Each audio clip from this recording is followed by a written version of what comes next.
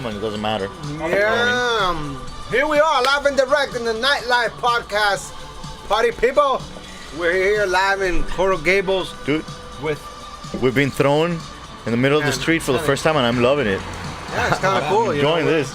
We're here with the one and only Emanuel Mancuso. What's up? Thank you. Better known as Manny. That was a lot of excitement from Manny. Yeah, no, It was like, thank you. Wow, this is a While the beer is being poured by the while the beer is being poured, let's say our handles that we always forget. Yes. You can find me at the Nightlife Entrepreneur on Instagram and LMG Miami for our parties, and Well, my agency, vamosagency.com, and you get all the social media and everything there. Yes, Awesome. you can follow me at Ico Taps Beer and also at the Raw Food and Wine Festival. Tickets are on sale now. Go to Eventbrite, go to the Raw Food and Wine Festival, purchase your tickets, or where else could they go? Just Google the Raw Food and Wine Festival, get your tickets November 10th and 11th. Don't miss it, it's going to be incredible. all right. What's going So on? here with Manny. Manny, can you tell us a little bit about you? Why are you here? Who the heck are you? Oh, I'm here because he dragged No. me out. Manny is a reason. club nightlife expert. Entrepreneur.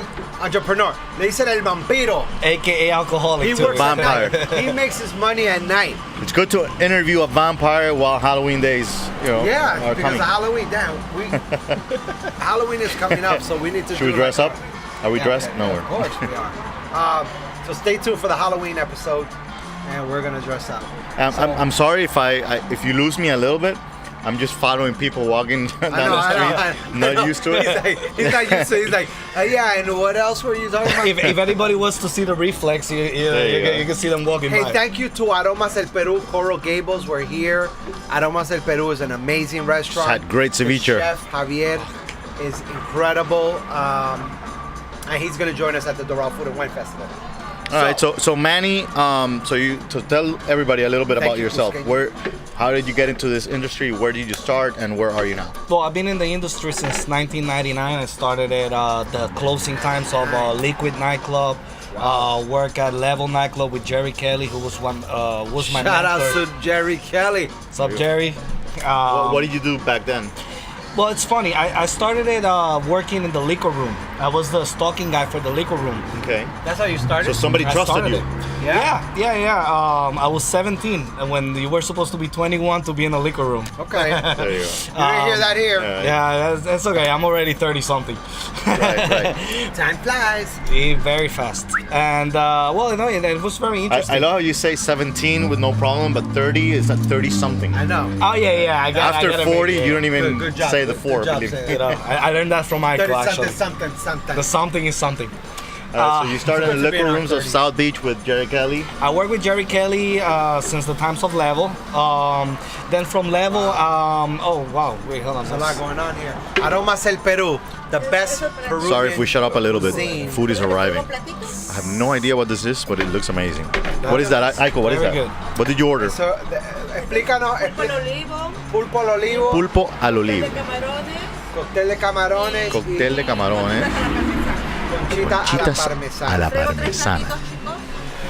Tráenos unos platicos aquí. No creo que quepan los platos. ¿Sabes que no te preocupes los platos? Just We're leave it like almost that. there. So, Figure it out. yeah, I just ate. I don't know why this guy ordered all this stuff, Because me but it and looks Manny are hungry. amazing. Yeah. You made me Amazing. hungry, Manny, man. dig in. So, Manny, stay focused. All right, I can. Stay. Sorry, guys. This is as real as it can be. Yeah. So, We're, you know. So Jerry Kelly was a mentor. Then I started working on a project back in 2004, 2005 when the after parties, club space. Right. And I started pretty much working a lot with direct with the artists, the DJs, Okay. booking them, international gigs, and then I start shifting myself from the entertainment into the booking side and the management of the artist. Okay. But yeah, the 2004, 2005 years, Nightlife, Jerry Kelly was amazing, a lot of experiences. What did you learn from him? from him. Jerry, please don't hear this, but a lot of things. those were the years where Grey Goose was very popping and all these brands. So I learned a lot about the brand recognition, and it helped me a lot to understand how to treat a client, how to make sure that you're giving the client what the client is looking for. So Jerry was a great. Hear that, guys? It's a good tip right there. Oh yeah. So sorry. So what was your evolution from that point on? What was the next step? Well, we're moving on from the nightlife. Pretty much I start consulting. I consult hotels like Hilton, Crown Plaza hotels, managing the social media marketing for artists like Don Omar, DLG. But let me ask you something. Juanito. So when you were with Jerry Kelly, you were working in a club. You were 17. You skipped too much.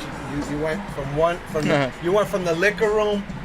It almost 17 to 30 something in a sounded like he big jump. drank all the liquor. Remember, and we only have woke up. 20. We only have 29 minutes. So Yeah. Well, he was in the liquor room. He drank it all. He woke up 10 years later. No. So from there, was Jerry Kelly already? Were you working in a club with Jerry Kelly? And then, where did the transaction? Where was the growth from liquor room to like what, bar manager or? well, actually, I have a CSA, which is a certified hotel administrator. Oh, okay. I've been a GM from hotels. So before I started on the nightlife, my dad used to own restaurants in hotels. Oh, okay. I was the food and beverage director for Intercontinental Hotels when I was 19. So that timing from 17 to 19, I was learning the back end of the nightlife, but at the same time, I was working the front of the house in the hotels. Did your dad like encourage you like go out there, do it on your own, and then come back? Yeah, my dad fired me. Oh, That was you need to Has to move be on. done. Exactly. Don't take it personal, people. No, it's It'll happen. I learned, but thanks to my dad firing me, actually he rehired me, and now I'm his partner. And we you go. growth, and Nice. it was a great learning experience. But regarding the process, so from the liquor room, I jumped to help on the promotions. Okay. Because every when you're 17, 18, you want to be a promoter. You want to have all the girls around. Because you want to have the girls around. You want to go to the club, have the free bottles. Walking into the VIP area status. So I wanted to try that. I did it for a few years, and then nothing. I got the opportunity thanks to Jerry. He called me back and he said, "Manny, you're ready to be my door manager." Oh. So I jumped from liquor room to become a door manager on a nightclub. It was called Set. Right. We're talking about Lincoln Road. Yeah, Lincoln Road. That time I work at Set. I work at Roomy. I work at Aerial Bar. I work at. Talk about like stepping up, right? Yeah. Talking about said, The steps. now I know what 30 something he meant. It's more like 38ish. And I'm gonna leave it there. When he said, when he said set, right? He's like, Yeah. Again, thank you, Jerry. I never heard of it. No, I mean, if you guys don't know Jerry Kelly, Google him. Yeah.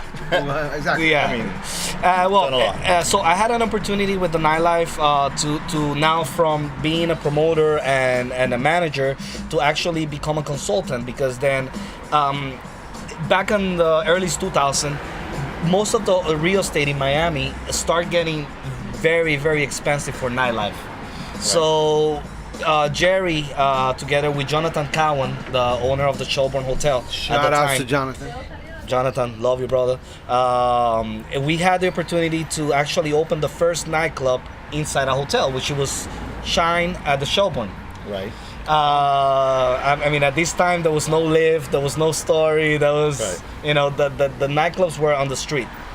Right. So we had the opportunity to take over. But there was 4 or 5 on every street. Oh, there was, crazy. yes. At Washington Avenue had 27 nightclubs. Yeah. At one point, serious? to the point that the city of Miami stopped giving liquor license. Right. Wow. And now, if you want a liquor license, you have to buy it privately. There is no locations in Miami Beach. And then I had the opportunity to open Shelbourne, where actually I was the first person to open a nightclub and determine the nightclub was for the hotel guest. You have a hotel guest that is paying a lot for the room, So they are expecting, the best service when they go to the nightclub. Of course. So we took it to that level. We opened the first nightclub in a hotel in Miami Beach. Then after that, I think... Let me ask you, was the hotel and the club, was it an independent agreement, or was it... Two separate businesses completely? You mean, Well, it's funny because Jerry Kelly was running the nightlife aspect of the hotel and the catering. Okay. Jonathan was doing the entertainment side, and then I was the food and beverage controller. So I was the person in between the hotel management and the nightlife. Okay. All the liquor orders go through me. All the promoters had to give me the reports of their tallies and everything, because I was doing all the payments to make sure that the hotel and the nightclub's expenses were not getting mixed up. Okay. So that was kind of the process. It was very interesting, very intense too. Manny, so if everything is going great and you're growing so fast in the business, at what point do you decide, okay, so I'm getting a little bit out of what I've been doing? When was it that moment that you decided, all right, no more nightclub per se? I think it's when you and I crossed paths on the Als Nightclub. Oh yeah. Okay, there we go. I think that was the experience that said, you know what, I need to grow. I love you, Mark. I need to grow and I need to, take it to the next level. Yeah, if you guys don't know, there's been 3 episodes with this one that this nightclub in Miami has been mentioned because of big debts.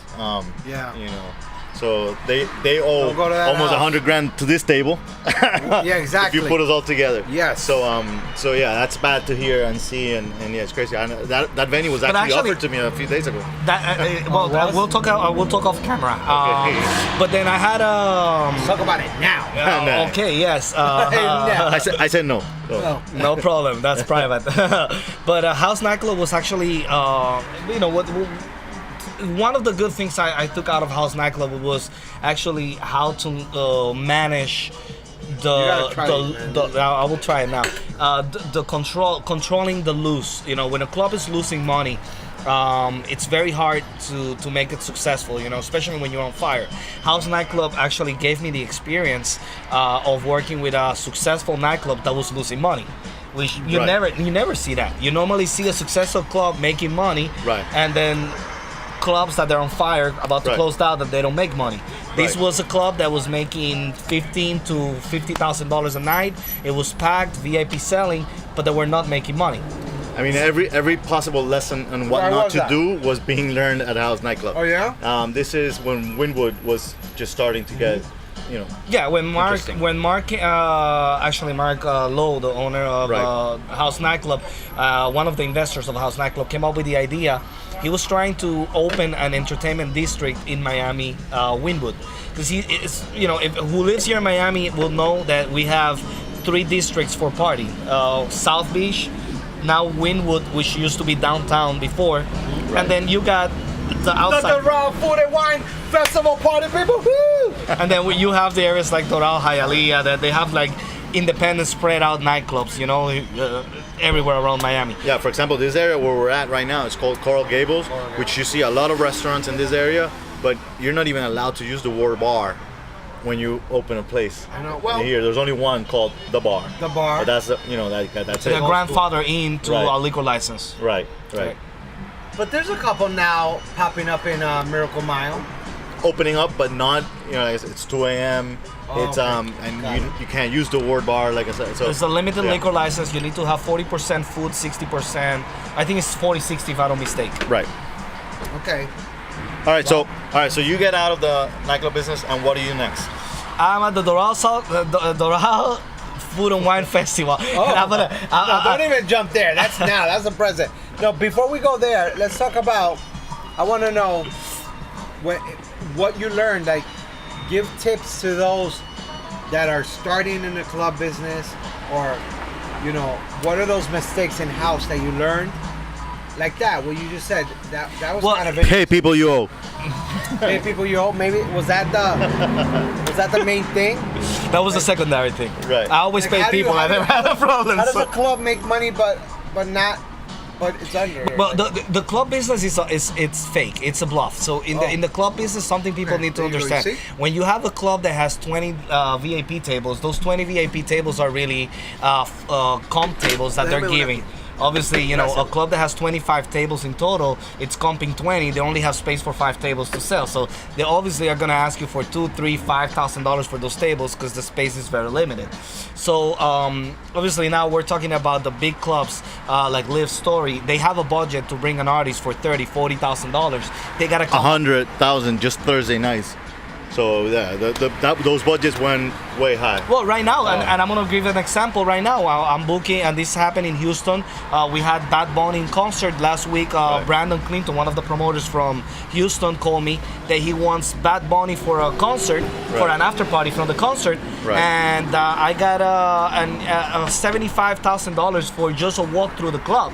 Right. And the promoter calls me back. He's like, "Yo, hey, I just paid Drake $75,000." You know, they're singing together. You know what? Hey, now they gotta sung together, so you know you got it. So so pretty much when it comes to the clubs, you need to actually manage. You know, your VIPs would actually pace the operation. Right. Your bar sales and your door money, it really should be able to pay your daily expenses, but your VIP is the money maker. Yes, for sure. And talking about the being fake part, it's more like it's a show. It's a show all the time. So if a club is suffering and they can't get those tables sold, you gotta make it look like it's been sold. That's where you sit all your promoters. That's why you see a lot of, when you see 15, 20 girls at one table with a lot of champagne, they're not paying for that. I mean, you gotta see that there's liquor companies that they will actually like tables with 20, 30 girls. So the liquor companies sometimes they come and bring you opportunities. You know, back in the days we had the buybacks. Right. I don't think they could do that anymore. Right. But you know, a company like Ciroc. No, now it's illegal. But back in the days, I was a brand ambassador for Nouveau and Ciroc before Diageo took the account. That's when you went from club scene into now more jumping the entertainment and the artist. Yes, that's branding. Well, I had a club called Ink in Washington Avenue. Took it over from the old owner. The club had an inventory of over $100,000 in this pink liquid called Nouveau. Nouveau was a sparkling champagne that nobody was buying. So at the moment, whoever made that sale, if you're listening, John Vasquez, shout out to Dallas you. Foster. Wow. My respect for you guys. Hey, wow, $100,000 in Pepto-Bismol. Wow. That's crazy. So Mr. Foster, Dallas Foster, comes one day and asked me why we don't do something with the Nouveau. I said, well, we have plenty of cases. Why you don't give me a budget and I'll knock down my whole entrance and I'm gonna put a whole glass window full of Nouveau on Washington Avenue, where all the cars that go by are gonna see a whole window full of Nouveau. Right. So I actually did a whole display for Nouveau, and right after that, Nouveau came back to me and offered me the opportunity to do the same thing in other venues and to look for that branding opportunity. Right. And I became the brand ambassador for Nouveau. Then Nouveau gave me the opportunity to work with Ciroc, because it was the same company, Lifestyle Spirits, that was managing their portfolio. And I had a great opportunity to learn how to pay the models, become a promoter, and go to a club with a full table of models, free bottles, and getting paid. You know, that was the dream of. Now you have a daughter. Great. All right. So I had Nouveau, by the way. I ended up having Nouveau at a couple of places. Actually, probably when you were handling it, like Mia on Biscayne Boulevard. Correct. So. That was one of the accounts. Yeah. Mia Biscayne. Oh, Mia. Wow. Yeah, Mia. one of those places that makes money and then one day they don't make money and Blackstone disappears. Yeah. Huge. Correct. Mia. All right, so this is the thing. I meant not we the went. Mia. We went a little far probably into the episode without touching base into the main subject that we were going to talk. Are you paying attention? The main subject that we were going to talk about with you, being that you've been in different areas of the business. You know, from starting in the liquor room, one of the most precious places that the business has, to managing the door, to promoting, to branding and whatever, general management, and managing all those different positions and experiences. one of the things that's been happening lately, and we've mentioned a few times on the show, is the fact how much nightlife is suffering nowadays. And as a matter of fact, one of the reasons we decided to start the show is because we want to give it CPR. We want to save it. We want to make sure that the new generation understands what was so good about nightlife before, and what can we do about it? How can we save it in a city like Miami that is known for that? Tourism here is for two reasons. Number one is the beach. Number two is our freaking parties. So, with that said, what do you think happened? How did we Help us, Manny. lose? Help us, man. Listen, the beauty We're trying to of save the club, having man. We're trying 27. to save the 20, club you scene. mentioned 27 nightclubs on South Beach. From You know? 14 Only like and 3 now. Washington Right. to First and Washington. First in Washington, just that right there. How You know, do we then you save add it? Lincoln Road, then you add the area where Mint is nowadays and all that, which is the one that's probably higher up nowadays. You know, people don't want to open down there. Well, look what just happened, and I'm gonna bring an example. Aura nightclub that Bring it opened down. here in Miami. Right. They last a year. They came from Not even a Vegas, year. huh? Actually, it's not even from Vegas. The place just got sold out to a CVS pharmacy because the real estate is too big Right. for nightclubs. Wow. That club opened last year like a door. So basically, Yeah, they people last don't want drinks, 2 they months. want drugs? Is that what you're saying? Yeah, pretty much. Keep it real. And the cure. For And the the cure. hangover. But pretty much like the nightclubs, I mean, that place was a door on 2015. Hey, does Mansion still exist? Mansion is for sale, actually. If somebody wants, you can contact me. My phone number, I could please. God. Als Nightclub, Yeah. I got Mansion available. Contact us if you want to buy Mansion. You also do real estate? Well, no, I do. Commercial? That's what we do right now. We He's have a a consulting. vampire. Okay. We have a full consulting for nightclubs. I have companies from New York, from Texas, from Okay. LA, from Puerto Rico that want to relocate themselves here in Miami. Okay. So, like I tell everybody, not everybody's fit for the nightclub business. Right. If you're gonna open a nightclub, make sure you got your collateral for marketing. Make sure that you're not Yes. you're not spending $5 million in opening a nightclub and then you don't have $100,000 to promote the nightclub. Oh, yeah. Exactly. Why You do know. people make that mistake?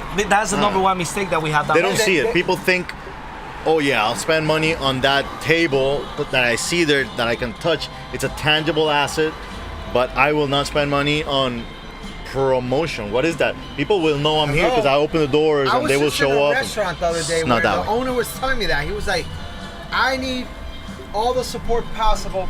He called me. He called me to consult me on the marketing level.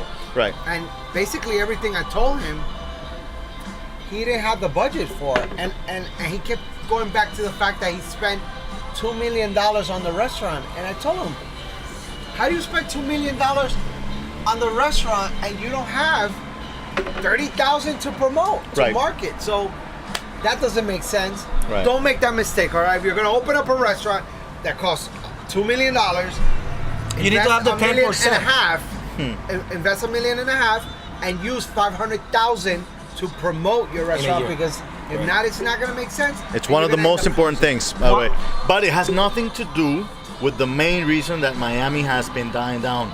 I mean, there's other stuff. But you know like what? Like the new We gotta generation. interview a dancer, choreographer. Well, look, and then one example is. No, because people are not dancing anymore. They're coming next week, by the way. They're coming. Are you bringing They're coming. Pam, Benji? We're Who are you bringing bringing? dancers in Let's here. bring Because Hot Jazz. why who are do we people, bringing? people don't dance anymore?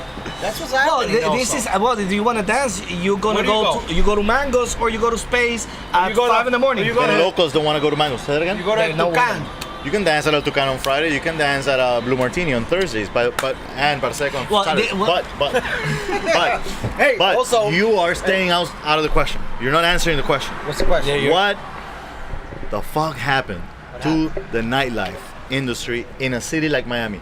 I've been partying everywhere. Let's talk about other the cities, bluff. and everybody says, "I want to go back." So yeah, so don't there's dance. that. Let's talk aspect. about so there's the a bluff aspect. don't wanna dance. There's a bluff aspect. Then So let's let's say talk- We need let's say- Jennifer Lopez. So We let's need say to- there's we need to let's interview Jennifer Lopez. let's say there's a lot of bluff. So if that's right, then Live is giving out free Hold on, tables. hold on. or No, they're ones- Live that's, people dance. that's the example right there. Okay. Live is a hotel. Live has a budget to have an empty nightclub and keep paying a Steve Aoki $100,000 for a night.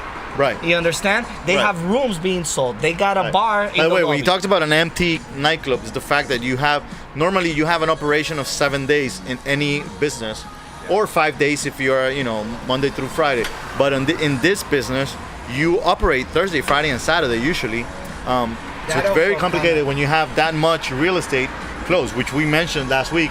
That's one of the reasons that people are bringing other things like the brunches, the early thing, and the coffee and all that. Now, so for sure, having a big bank account behind you is a huge. Well, that's the number two. Right. The number one, it's you need to have, and this is what people forget, hospitality.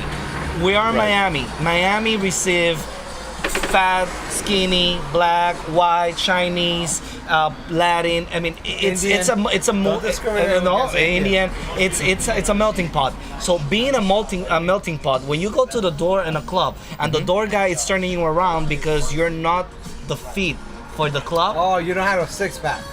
There you go. You know, There we go. that's what we call the bluff. Because at the end of the day, you're inside a club. They want hot people in the club because you're not gonna spend money next to two people that they don't look hot. You know, that's their mentality. So And hot people don't drink. hot people drink for free because the club is giving them free alcohol. Fake alcohol. It does work in some venues for sure. It's a next big thing. episode, It's you're all gonna about the check this show. out. Let's call- Chapter 8, by the way. Chapter 8. It's all about the show. we have to investigate this 19 party people. Okay? No, not only go investigate deep. it, we're gonna save it. We're going to I'm gonna make save- sure that this is saved. There's no Next way we're gonna. 3 It can't years. be that there's 3 clubs that are making money and the rest is. We have a new are project not, actually you know? opening. What are we We just doing? got a call right now. I was on the car with Aiko on the way here, and we had a call from a person that bought out the old La Covacha Right. here in Miami. Yeah, And So I've- La Covacha's coming back, by the it's way. coming back. Not really La Covacha. It's a it- new name and everything. New name, yeah. Yeah, we met last week. And so you already know it's a beautiful project. out there, you And you can- know what? One thing that he said that actually I was on the phone with Julian recently, and he told me something that really shocked me. It's like I'm bringing a huge tent to do events in the parking. Don't So give it up. Don't give it up. what? No, but you know what it makes it? You know what it makes the difference? That people don't want to be inside a nightclub anymore. People wants to be in the outside. Outdoor. Look where we're doing the podcast. We're That's why out we're on the street outdoor, in because Coral we want to Gables. be outdoor. There you go. No. Miami people Hey, want why to do be you think outdoors. It's I crazy. created It's the weather. It's real. I come real. from I come Hey. from a place like Canada where I'm Right. freezing. I'm coming to Miami. I want to be outdoor Go all to day. the Right. Raw Food and True. Wine Festival. Can't get more outdoor That's than outdoor. that, all right? Hey, are these people gonna be there? Aromas de Peru. Aromas del Peru is going to be there. Let me All try right. this. Awesome. Right, man. Awesome. So- Hey guys, so yeah, I think we're running out of time. If we running out of already time. didn't run out of time and we're think we talking did to a little. ourselves. So thank you so much for being here today. Manny, thank you for all the You information. know, a lot of stuff You're the man. we got out of that. Manny's the man. And Where could they find you? they find me here right now eating. But if I'm not here, If you're not here, you find me at LMG Miami or you find me at thenightlife.entrepreneur.com. I mean, the Nightlife Entrepreneur on Instagram. Also, .com/podcast is where we're at. find us. Look for us. YouTube, iTunes, Spotify, Google Play, all that shit. Actually, you can't find Manny. You're gonna So find me at the Doral Food and Wine yeah. Festival. Yeah, you can. After Doral Food and Wine Festival, You can find him at www.vamosagency.com and my Instagram, my personal Instagram, Mancuso_E at Gym. Mancuso_E. That's my Instagram. Somebody just crashed. Yeah. See you next week, guys. Hey, hold on. My handle is at Don't go. Taps Beer, and you could also at Doral Food and Wine Festival. We're out. Buy your tickets, all right? See you next Good week. night.